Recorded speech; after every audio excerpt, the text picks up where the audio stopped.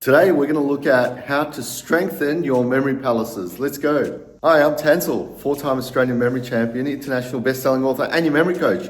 And today I want to go through the memory palace and how you can absolutely strengthen it and use it to your advantage.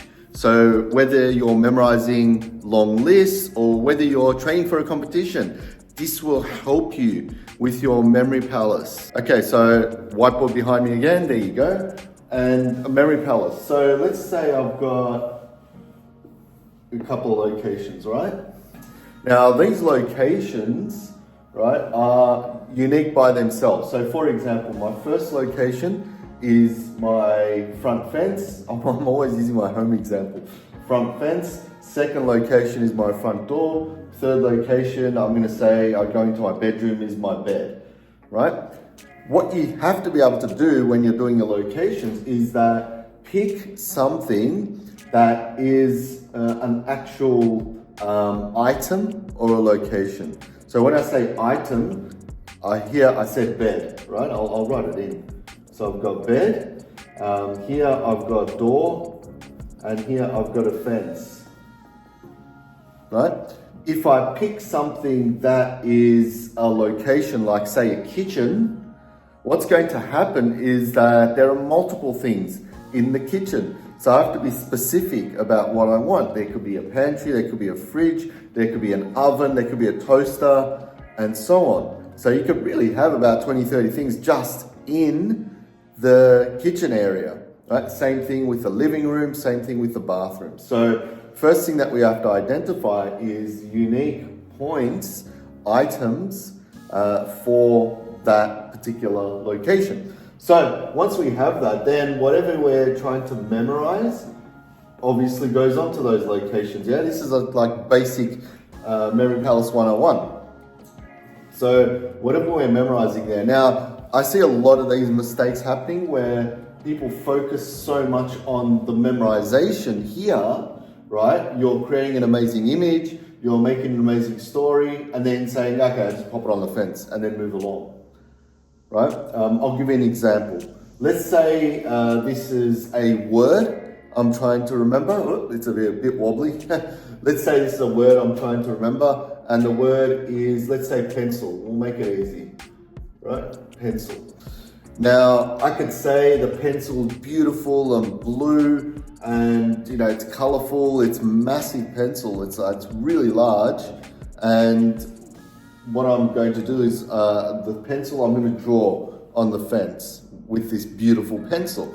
So I've made this image really big. I've made the story of drawing on the fence really big. And yes, that is going to help us remember, right?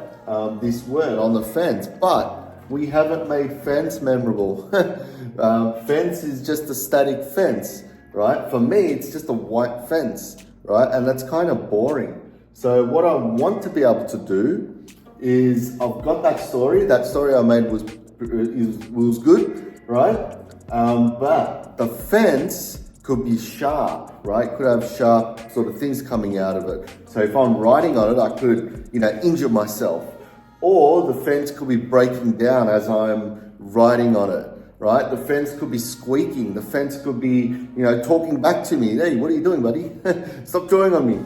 Right? We could start to use our imagination to create different scenarios for these locations. Right? And as you would have known, these locations, they're fairly static. A door doesn't really move, right? But you can make it move. A bed doesn't move. Well, yes, it does in your mind. Right? So make the locations memorable as well as the associations. A lot of people don't do this.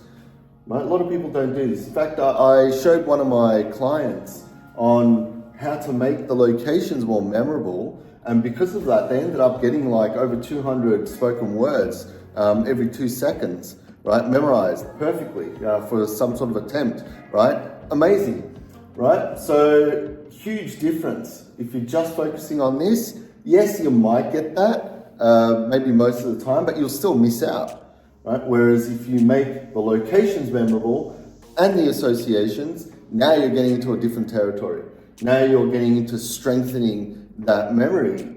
And if you do this for all your locations, what's going to happen is that you're going to be able to not just recall, but you're going to strengthen the knowledge of your locations. Now, how cool is that, right? Being able to strengthen and remember those locations, because wobbling, because a lot of issues that I get from people, it's like, oh, I can't remember my locations that quickly, or it's taking me time to realize and get from one item to be memorized to the other because the locations are too slow. So if you're practicing memorizing or making memorable locations, you're going to go through and remember those a lot quicker, right? It makes sense.